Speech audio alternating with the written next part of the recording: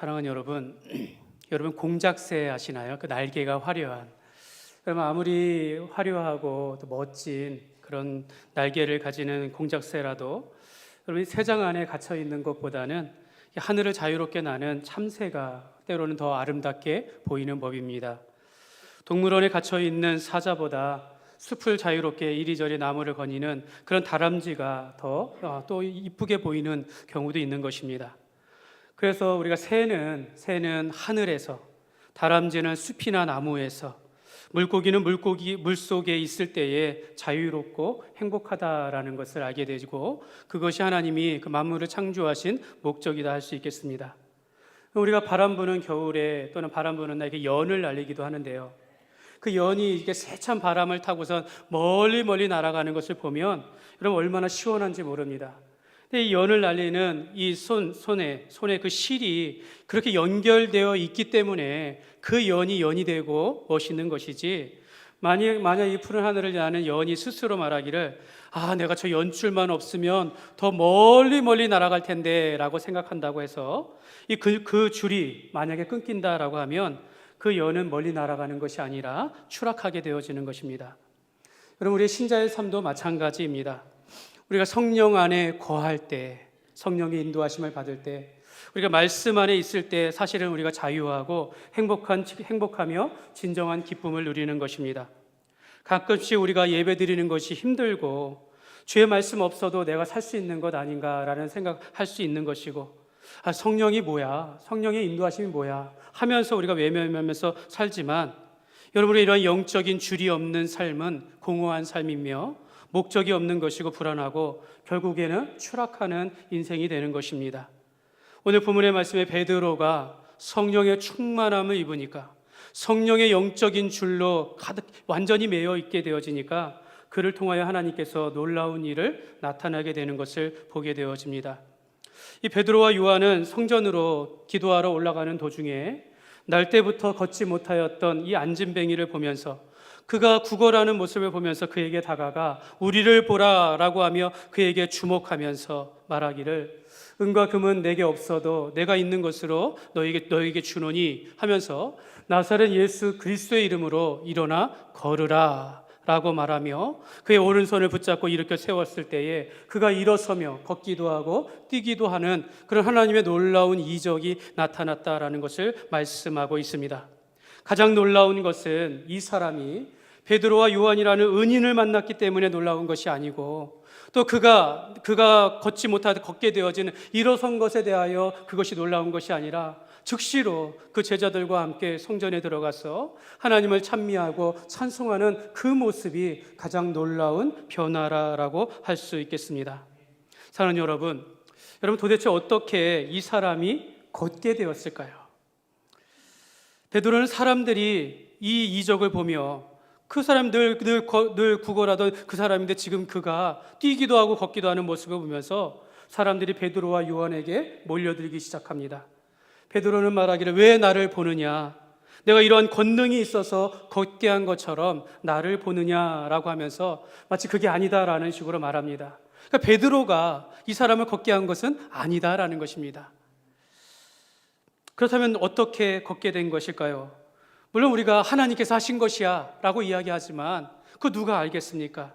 도대체 일반적인 사람의 상식으로는 일어날 수 없는 것이고, 또 의학적으로도 도저히 설명할 수 없는 그런 것이니 이걸 우리가 기적이다, 우리가 이걸 이적이다, 사람이 할 수 없는 것이 나타났으니 이거는 표적이요 기적이다라고 말할 수밖에 없는 것입니다. 근데 오늘 성경을 여러분 읽었는데 성경을 보니까 답이 나옵니다. 어떻게 이러한 기적이 일어났는가라는 것을 정확하게 답을 말하고 있는데요. 16절 말씀 보시기 바랍니다. 16절 말씀 우리 같이 읽겠습니다. 시작. 그의 이름을 믿음으로 그 이름이 너희가 보고 아는 이 사람을 성하게 하였나니 예수로 말미암아 난 믿음이 너희 모든 사람 앞에서 이같이 완전히 낫게 하였느니라. 아멘. 사랑하는 여러분 제가 성경을 잘못 보고 있는 겁니까? 여러분 이 사람이 그 이름을 믿음으로 낳았다라고 말합니다. 또 예수로 말미암아 난 믿음이, 자기가 믿은 것도 아니고 예수로 말미암아 나에게 믿음이 생겼다라고 말합니다. 나에게 생긴 그 믿음으로 인하여, 그 사람이 예수로 말미암아 난 믿음으로 인하여서 그가 완전히 낫게 되었다라고 말씀하고 있는 것입니다. 그 예수의 이름을 믿었고 그에게 이러한 믿음이 생겨남으로 완전히 나음을 입었다라고 오늘 베드로가 분명하게 증언하고 있습니다. 그러고 보면 예수님께서 늘 병을 고치실 때마다 내 믿음대로 될지어다, 예수님께서 낫게 하시는 것, 하나님의 아들이시로서 그의 권능이 있지만 내 믿음대로 될지어다, 내 믿음이 너를 구원할지어다 라고 그렇게 말씀하셨습니다. 어떤 사람이 자기 아들이 귀신 들려가지고 말 못해가지고 이리 넘어지고 저리 넘어지고 불 가운데 들어가고 이런 난리 나는 이런 상황 가운데 자기 아들을 제자들에게 데려다가 이 귀신을 좀 쫓아내달라고 구하였으나 그러나 제자들은 이것을 하지 못하였다라는 겁니다. 그때 예수님이 말씀하시기를 마가복음 9장 23절에 보면 예수께서 이르시되 할 수 있거든이 무슨 말이냐, 믿는 자에게는 능히 하지 못할 일이 없느니라 하시니, 이 말씀을 듣고 이 아버지가 내가 믿나이다, 나에게 믿음이 없으니 믿음을 주옵소서라고 말하였다라는 것입니다. 그러자 예수님은 귀신을 꾸짖으실 때에 그 아들에게서 귀신이 나오고 그 아들이 죽은 자같이 되자 예수님께서 그 손을 내미시며 그를 일으켜 세워주셨습니다.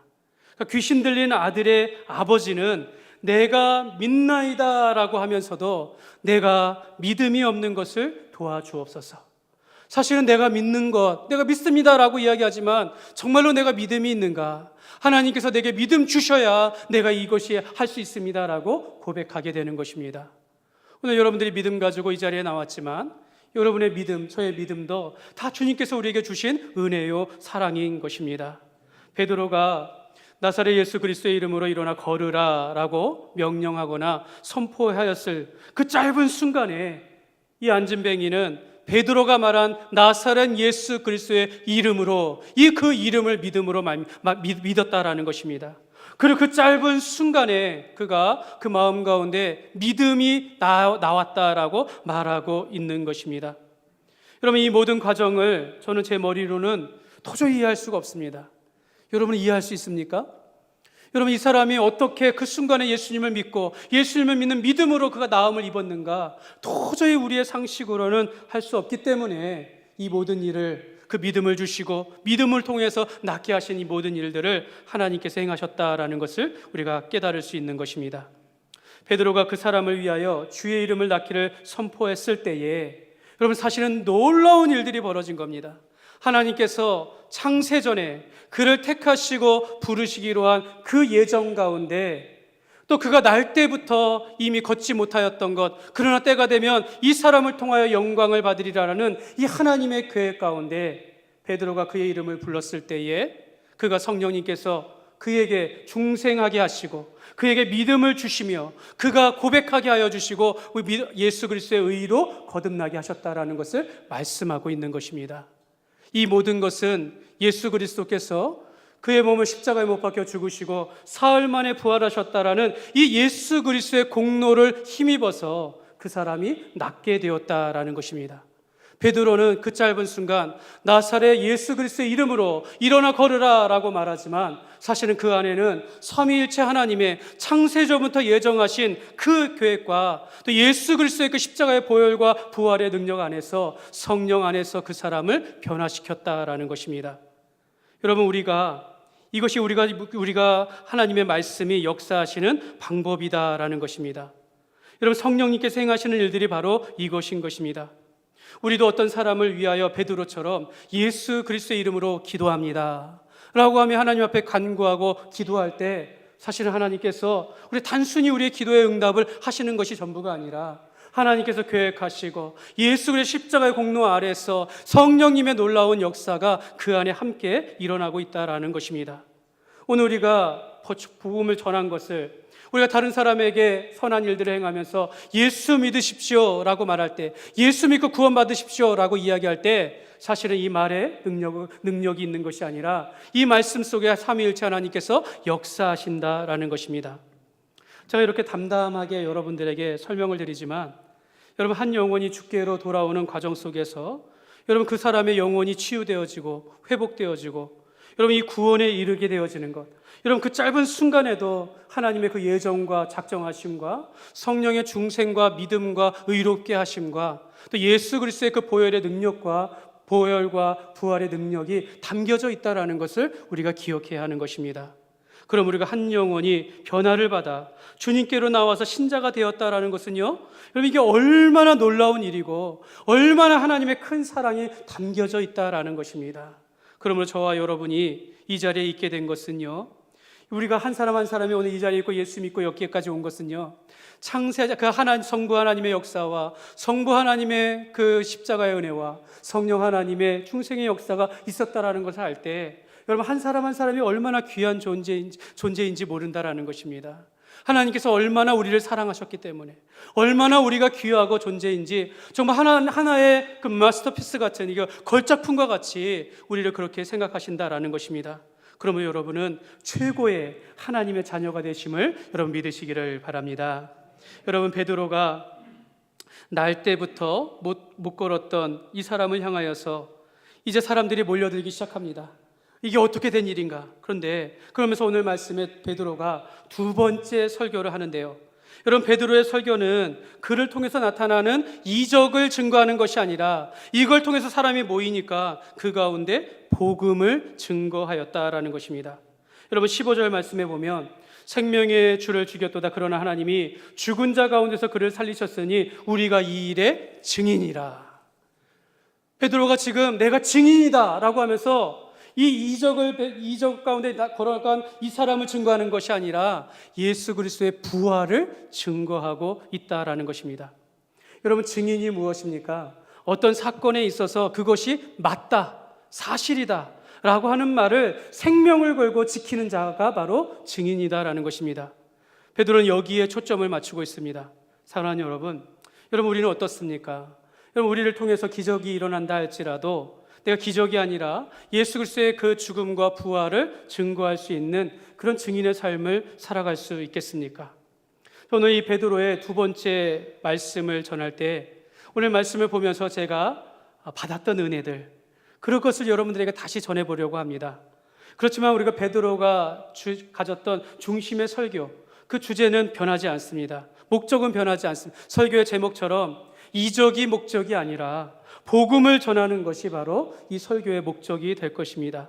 여러분도 삶 속에서, 여러분 삶 가운데 하나님께서 베풀어 주신 그 은혜와 기적과 같은 그런 삶 속에서 경험할 때 내가 그 기적이 목적이 아니라 이걸 주신 기적을 통해서 예수님을 증거하는 삶이 되시기를 주님의 이름으로 축복합니다. 오늘 여러분들에게 복음을 증거할 때 첫 번째로, 여러분 복음은 죄의 회개로부터 시작합니다.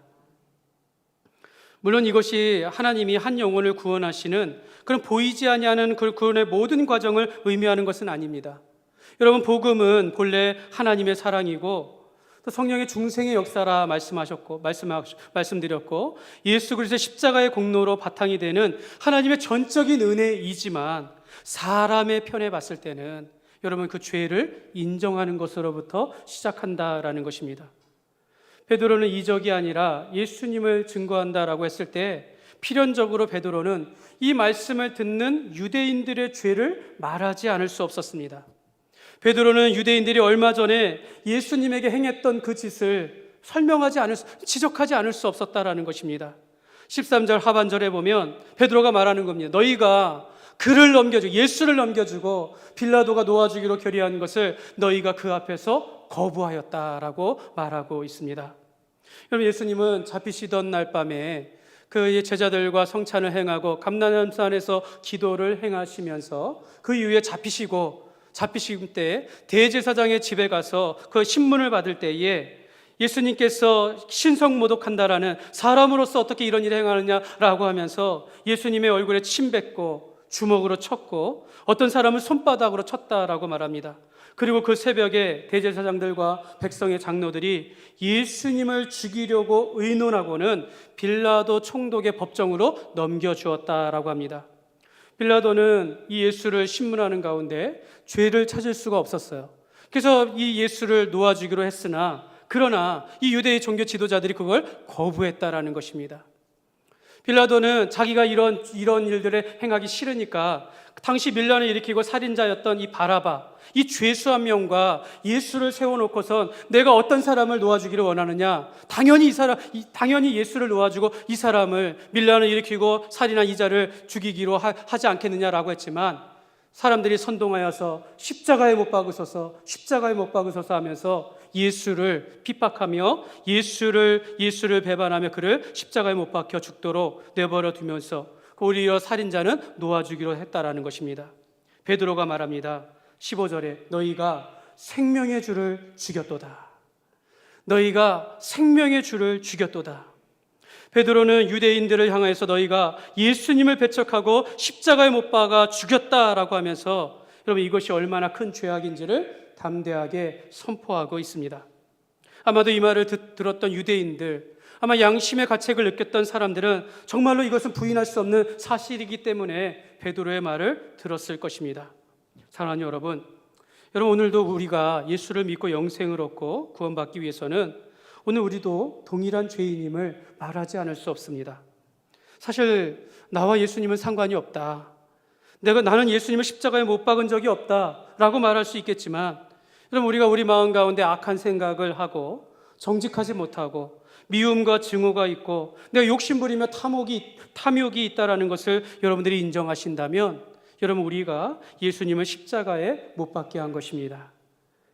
예수님은 교회를 핍박하는 사울에게 사울아 사울아 내가 어찌하여 나를 박해하느냐라고 말합니다. 주여 누구시니까? 나는 내가 박해하는 예수라. 사울이 그리스도인들을 미워하고 교회를 핍박하는 것이 곧 예수를 박해하는 것이다 라고 말씀하는 것입니다. 그래서 사울이 예수님을 십자가에 못 박은 것입니다.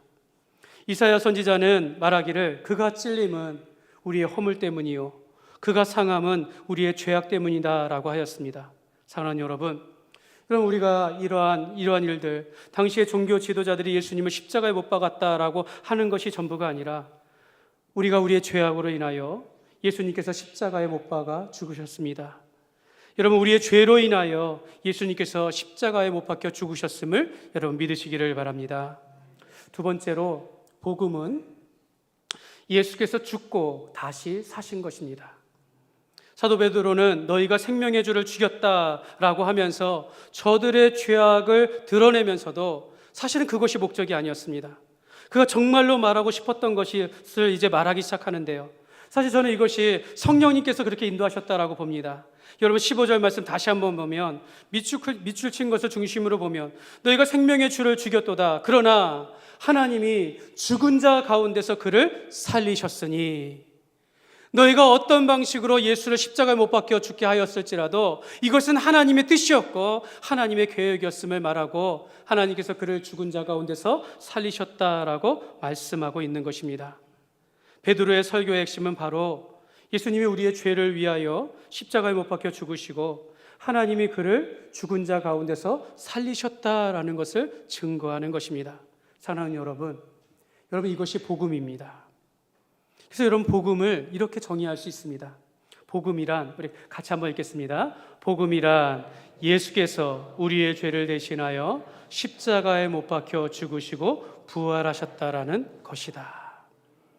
그럼 오늘날 우리가 많은 분들이 믿음이 있다라고 이야기하고 교회 다닌다라고 이야기하지만 여러분 복음을 몰라요. 그냥 좋은 소식, 교회 다니면 행복하지, 주님께서 우리를 위하여 행하신 일들 이렇게 생각하지만 여러분 정확하게는요, 사도 바울이 말한 것처럼 복음이란 예수 그리스도께서 우리의 죄를 위하여 십자가에 못 박혀 죽으시고 사흘 만에 부활하신 것이다 라고 성경은 말씀하고 있습니다. 여러분 우리는 여기에서 베드로의 놀라운 변화를 보는 겁니다.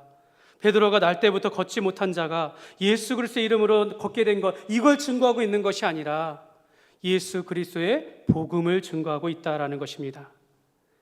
예수님, 너희가 십자가에 못 박은 예수께서 사흘 만에 부활하셨고 우리가 이 일의 증인이다라고 하면서 이것이 하나님께서 우리에게 주신 생명의 복음이다라고 증거하고 있는 것입니다.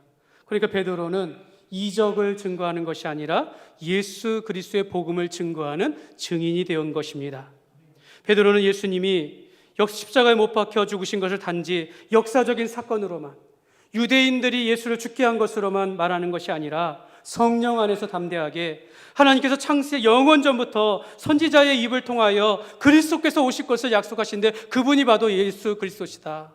성경의 이사야 선지자가 그리스도께서 고난을 받아 죽으실 것이라고 예언하였는데 그분이 바로 예수 그리스도이시다. 하나님께서 아브라함을 불러 내가 내 씨로 모든 민족이 복을 받으리라 라고 말씀했는데 그 씨로, 그 후손이 바로 예수 그리스도이심을 말씀하고 있는 것입니다. 그러니까 여러분, 예수 그리스도의 죽음과 부활은 이 땅에서 일어난 역사적인 어떤 우연적인 사건이 전부가 아니라 하나님께서 영원 전부터 계획하신 죄인을 구원하시기 위한 영원한 하나님의 구원 계획인 것입니다. 그래서 베드로는 유대인들이 예수를 죽인 것을 깨닫게 하면서도 이 모든 것이 당신들이 죄인이야 이것의 목적이 있는 것이 아니라 하나님께서 그를 죽은 자 가운데 살리신 것은 너희로 하여금 그로 믿음으로 말미암아 다시 살게 하신다라는 것에 목적을 두었다라는 것입니다. 그래서 여러분 19절 말씀에 보면 같이 읽겠습니다. 그러므로 너희가 회개하고 돌이켜 너희 죄 없이 함을 받으라. 이같이 하면 새롭게 되는 날이 주 앞으로부터 이를 것이요. 여러분 이렇게 말씀하면서 예수님께서 우리의 죄를 위하여 죽으시고 부활하신 것을 이제 믿는 자마다 너희가 죄 사함을 받고 새롭게 될 것을 증거하고 있는 것입니다. 그러니까 여러분 지금 베드로는 유대인들을 향하여 전도하고 있는 것입니다. 베드로가 현란한 말을 통해서 설교하고 있는 것이 아니라 유대인들 듣고 있는 사람들에게 날 때부터 걷지 못한 이 사람을 이적 가운데 이걸 가지면서 자랑하는 것이 아니라 지금 복음을 증거하며 그들에게 전도하고 있는 것입니다. 사랑하는 여러분 이 설교를 들은 베드로 그 많은 사람들은 마음의 동요를 읽고 바로 이 날 때부터 걷지 못했던 이 사람이 믿음이 나서 낫게 되었다라는 것처럼 베드로의 설교를 들음으로 그 마음 가운데 성령님께서 역사하여서 많은 사람들이 주의 말씀을 베드로의 말씀을 듣게 되었다라는 것입니다. 사랑하는 여러분 이와 같이 우리가 베드로와 같이 이적과 기적들 우리가 겉으로 보여지는 복을 증거하는 것이 아니라 예수 그리스도의 십자가의 복음을 증거하는 증인이 되시기를 주님의 이름으로 축복합니다. 사랑하는 여러분 우리가 복음의 증인이 되었으면 좋겠습니다. 여러분 쉽게 말하면 예수 믿고 구원받으세요. 이것을 증거하는 사람이 되었으면 좋겠습니다. 과거에 우리가 전철을 타거나 길거리 가다 보면 예수 천당 불신주옥 그거 보면 어떻게 했습니까? 우리가 부끄러워하고 왜 저래? 하면서 피하지 않았습니까? 사실 우리는 예수 믿고 구원받으세요. 그럼 이러한 간단한 복음조차 증거하지 못하고 있지는 않습니까? 그만큼 우리가 복음을 부끄러워하는 삶을 살아가고 있는 것은 아닙니까? 여러분 우리가 물론 간접적으로 복음을 증거할 수 있습니다. 예수님도 우리가 너희의 착한 행실을 통해서 믿지 않는 사람들이 그걸 보고 하나님께 영광을 돌리게 하라. 너희는 세상의 빛이요 소금이니 라고 하면서 그렇게 살라라고 말씀하시기도 합니다. 그렇지만 여러분 분명한 것은요 이러한 소문이나 이러한 칭찬으로 인하여서 한 영혼이 구원에 이르는 것은 절대로 아니다라는 것입니다. 여러분 소문 듣고 나왔을지라도 예수 그리스도의 복음을 받지 아니하면 그 사람은 아직 구원에 이른 것이 아니다라는 것입니다. 아무리 이곳에 기적이 있고 이적이 있다 할지라도 여러분 그것은 수단일 뿐이지 본질은 오직 복음뿐인 것입니다. 오늘 베드로는 이적을 설교한 것이 아니라 복음을 설교했습니다. 베드로는 이적을 믿고 그가 걷고 구원을 받은 것이 아니라 그가 예수를 믿음으로 완전히 나았음을 그들에게 전하면서 우리가 죽게 하신 그 예수 그리스도의 그 십자가의 보혈과 부활하신 그 예수님을 믿음으로 우리가 구원을 받는다라고 증거하는 그런 삶이 되었으면 좋겠습니다. 여러분 우리 중에 어떤 분은요 지난 3년의 그 코로나 기간 동안에 장사를 하셨는데 이게 남는 것이라고는 몇 천만 원의 그 대출빚, 또 아직 어린 자녀에 대한 큰 근심들, 또 살면서 맨날 이 층간소음으로 아랫사람과 싸우는 그런 일들, 정말 하루라도 편할 날이 없었다라는 것입니다. 이게 우리는 그냥 코로나를 겪었다 하지만 어떤 사람은 정말로 더 큰 위기로, 더 큰 어려움들로 살았다라는 것입니다. 그런데 하나님께서 그 시간 동안 하나님께서 인생을 역전시키시는데 물론 금전적인 많은 손해를 보면서 결국은 그 장사를 접어야 했지만 하나님께서는 오히려 그 많은 시간 가운데 어린 자녀와 함께 시간을 보내면서 이 아들과 함께 기쁨을 얻게 되어졌고, 또 그러는 가운데 새로운 직장을 얻게 되어지고, 또 오히려 새로운 집으로 이사하는 그런 은혜를 받았다라는 것입니다. 그럼 그에게 가진 빚은 사라지지 않았어요. 여전히 많은 근심과 어려움은 있지만, 그러나 그 어려움들을 오히려 바꿔가면서 하나님께서, 그래서 목사님, 저는 이 교회 가까이로 이사 온 것이 너무 기쁩니다. 하나님께서 자기를 통하여 역사하신 것을 보면서 고백하고 있다라는 것입니다. 집사님이 눈물로 하나님께서 그 길을 만드시고 인도하셨다라는 것을 말씀하시면서 하나님께서 살아계시고 함께 하신다라는 것을 깨달았다라는 것입니다. 사랑하는 여러분, 이 같은 기적을 경험했다 할지라도 아직 그에게는 사명이 남아있는 것입니다. 이 같은 기적과 같은 은혜를 입었으면 이제는 내 사랑하는 사람에게 예수 믿으세요, 예수 믿고 구원받으세요 라고 이렇게 증거하는 삶이 되시기를 주님의 이름으로 축복합니다. 나사렛 예수 그리스도의 이름으로 이제 남편을 위해서, 나사렛 예수 그리스도의 이름으로 우리가 사랑하는 사람들을 위하여 내 자녀들에게 복음을 증거해야 한다는 것입니다. 저는 우리 교회가 이 같은 예수 그리스도의 복음을 듣고 예수 믿고 행복한 그런 신앙생활을 하는 그런 교회가 되었으면 좋겠습니다. 그래서 우리가 이제 새가족반, 확신반 이런 공부를 이제 인도하고 있는데요. 우리 공부하시는 분 중에 한 분이, 이분이 이제 2020년 지금부터 한 3년 정도 됐네요. 2020년 7월부터 우리 교회 처음 교회를 나오셨습니다. 근데 그때 처음 나오셨을 때 저에게 그런 말을 했어요. 목사님, 저는 아무것도 모릅니다. 저는 아무것도 모릅니다. 사실 설교 시간에 앉아도 도대체 무슨 말씀을 하시는지 내가 그냥 잘 모르고 그냥 앉아 있습니다. 그때 그 이야기를 내가 들었을 때 제 마음에 부담이 들더라고요. 이거 어떻게 해야 하나.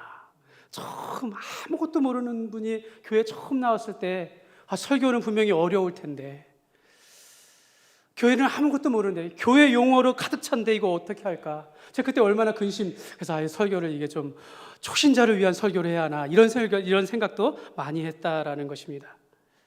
어떻게 보면 그분은 아무것도 모르기 때문에 그냥 왔다가 그냥 가는 것처럼 그렇게 보인다라는 것입니다. 근데 그분이 이제 확신반을 거치면서 이런 글을 쓰셨어요. 2020년 7월부터 교회 나가기를 마음먹고 아무것도 모르지만 주일만은 지켜야겠다고 마음먹고 열심히 다녔습니다.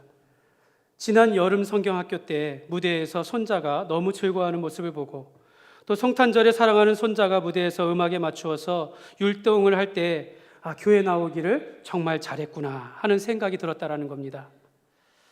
매 주일날이 기다려지고 손자 손을 잡고 교회 가는 날이 정말 좋았습니다. 이렇게 고백을 하는 것입니다.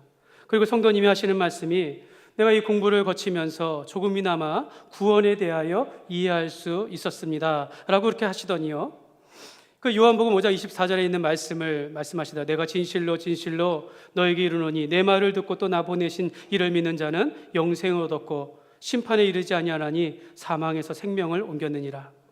이 말씀이 머리와 가슴으로 느끼게 됨을 알게 되었습니다. 말씀으로 인하여 제 마음속에 예수님을 영접하고 구원의 확신을 가지면서 이제 하나님의 자녀로서 새로운 삶을 살아가기를 희망해 봅니다. 여러분, 이렇게 고백하는 것입니다. 그럼 2020년 그때 처음 교회 나왔을 때, 목사님 저는 아무것도 모릅니다. 겉으로 보기에는 그냥 왔다가 그냥 가는 것처럼 보였는데요, 어느 순간에 그분의 마음에 내가 교회 나오기를 정말 잘했구나, 나 교회 가는 것이 너무 즐겁습니다 라고 말하는 것. 여러분, 이거 누가 행하신 역사입니까? 여러분, 누가 그 마음 가운데 이러한 믿음을 주시고 이런 마음을 주신 것입니까? 그가 예수 그리스도의 복음을 듣고 이제 그 마음에 예수님을 영접하고 구원의 확신을 갖게 되었다라는 것, 여러분 제가 한 겁니까? 여러분, 우리 교회가 한 겁니까? 성령님께서 그 마음 가운데 마음을 열어주시고 그 마음 가운데 거듭남의 중생의 은혜를 주시고 예수 그리스도의 은혜를 입혀주셔서 그가 믿음으로 나는 죄인입니다, 내가 예수님을 나의 구주로 영접합니다라고 고백하게 된 줄 믿습니다.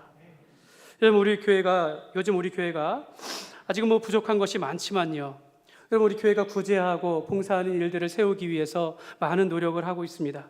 근데 여러분, 우리가 실제적으로 전도하는 일에는 매우 연약하다라는 것을 깨닫습니다. 제가 이걸 알면서 여러분 얼마나 제 마음에 부담이 있겠습니까? 지난주 오후 예배 때, 헌신 예배 때 그 강사 목사님이 전도하라, 전도 회원들에게 전도하라라고 말하면 주는데, 우리가 늘 그냥 지나가면서 듣지만 제 마음이 뜨거워지더라고요. 이 마음을 식도록 내버려두면 안 되겠다. 저도 수년간 계속해서 하나님, 내가 하나님 어떻게 하면 내가 전도를 할 수 있을까요? 늘 그렇게 기도를 합니다. 여러분, 오늘 말씀도 사실 제가 전도하라 이 말씀밖에 보이지 않는다라는 겁니다.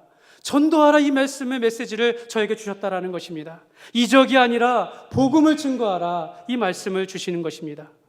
여러분, 전도에는요, 노방 전도가 있고 관계 전도가 있고 이렇게 초청하는 전도가 있습니다. 노방 전도는 이렇게 밖에 나가서 그냥 전도하는 거예요. 나눠주면서 전도하는 겁니다.